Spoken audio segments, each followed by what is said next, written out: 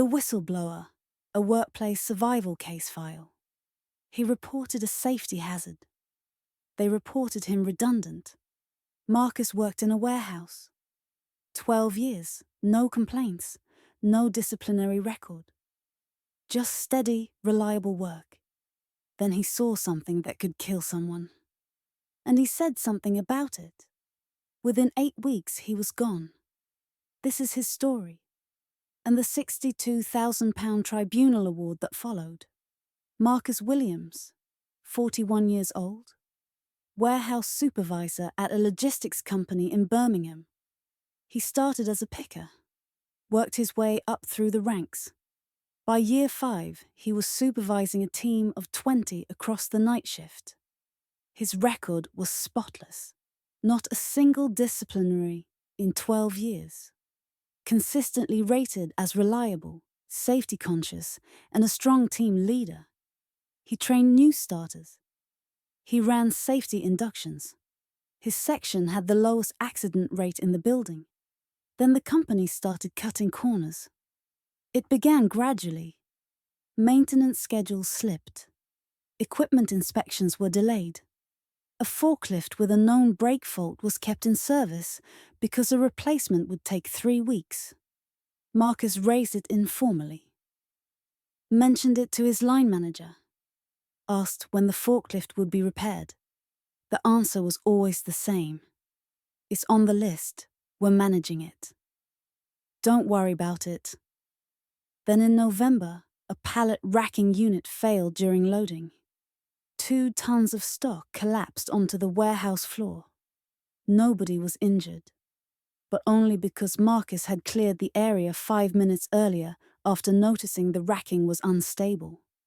He reported the incident formally, filed an accident report, took photographs, emailed the operations director directly. He said the racking hadn't been inspected in over 18 months, that the maintenance log showed falsified entries, that workers were being put at risk to save money on inspections. He copied in the health and safety representative. That email changed everything. Within 48 hours, Marcus was called into a meeting. No advance notice, no right to be accompanied. His manager told him there were concerns about his attitude, that he was creating unnecessary alarm, that the racking incident was minor and he'd overreacted. Marcus pointed out that 2 tons of stock falling from height wasn't minor. He was told to focus on his own work and stop sending emails above his pay grade. The following week, his shifts changed. He'd worked nights for 6 years. Suddenly, he was on rotating days, with 24 hours notice.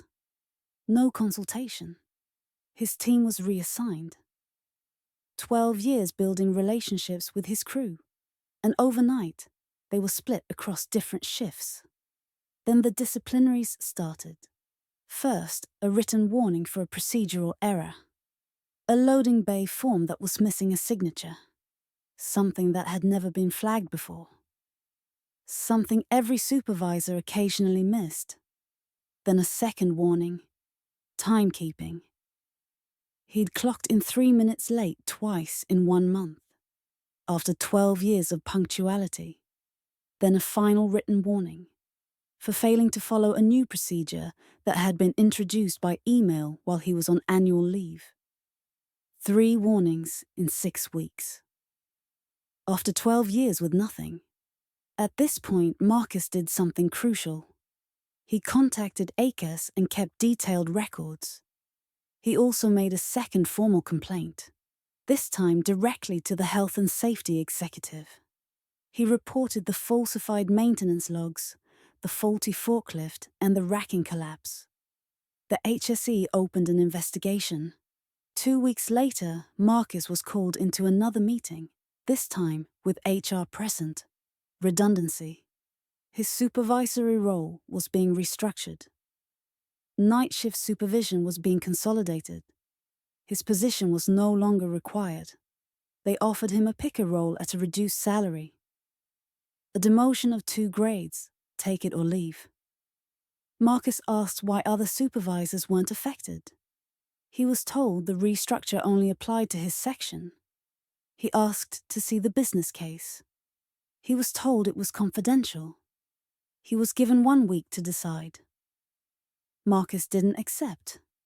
He filed a tribunal claim for automatic unfair dismissal. Here's what Marcus's employer got catastrophically wrong. In the UK, whistleblower protection is one of the strongest employment rights that exists. The Employment Rights Act, 1996, protects workers who make what's called a protected disclosure. That's a disclosure of information that the worker reasonably believes shows one or more of these things. A criminal offence. A failure to comply with a legal obligation. A danger to health and safety. Damage to the environment. Or a deliberate cover-up of any of these.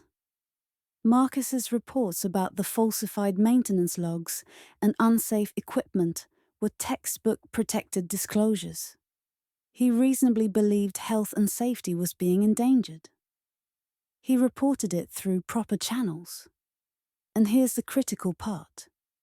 If an employee is dismissed because they made a protected disclosure, that dismissal is automatically unfair. No qualifying service period needed. It doesn't matter if the employee has worked there for 1 day or 30 years. Whistleblower dismissal is automatically unfair from day one. And the compensation? Uncapped, just like discrimination claims. The employer's defense was predictable. They claimed the redundancy was genuine, that Marcus's performance had declined, that the disciplinary issues were real. The tribunal examined the evidence. The redundancy?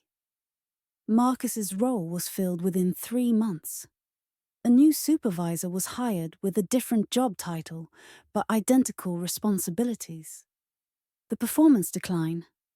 12 years of spotless record, then 3 warnings in 6 weeks, all starting after his safety report. The disciplinary issues? Every single one was trivial, inconsistently applied, and would never have been flagged for any other employee. The timeline told the story. Safety report, retaliation, manufactured dismissal. The tribunal found it was a textbook case of whistleblower retaliation. The employer had subjected Marcus to detriments and then dismissed him because he made protected disclosures. Marcus was awarded £62,000, £22,000 for financial loss, £30,000 for injury to feelings, £10,000 as an aggravated damages uplift because the employer's conduct was deliberate and calculated. The tribunal also referred the falsified maintenance records to the health and safety executive for further action. Marcus's case teaches us 5 critical things. 1. Whistleblower protection applies from day one. You don't need 2 years' service. If you're dismissed for making a protected disclosure, it's automatically unfair regardless of how long you've worked there. 2. A protected disclosure doesn't have to be right. It has to be reasonable. You don't need to prove the safety hazard actually existed. You need to show you reasonably believed it did, and that you reported it in good faith. 3. Retaliation isn't always dismissal.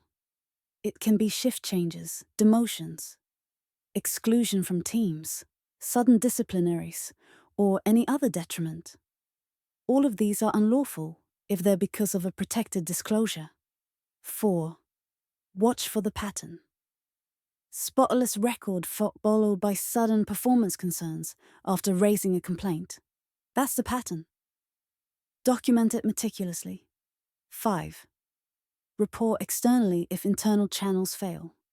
Disclosures to regulators like the HSE, the CQC, or the FCA are protected. You don't have to rely on your employer to investigate themselves.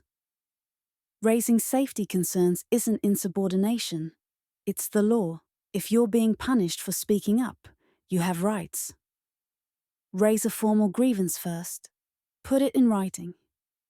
State clearly that you believe you've made a protected disclosure and that you're being subjected to detriments as a result. If nothing changes, don't wait. Contact ACAS. Speak to a solicitor who specializes in whistleblowing claims. Contact Protect, the whistleblowing charity, for free confidential advice. You have 3 months minus 1 day from the last act of retaliation to file a tribunal claim. Don't miss that deadline. Subscribe for more case files. Real stories, real outcomes, real lessons. Know your rights. Use them.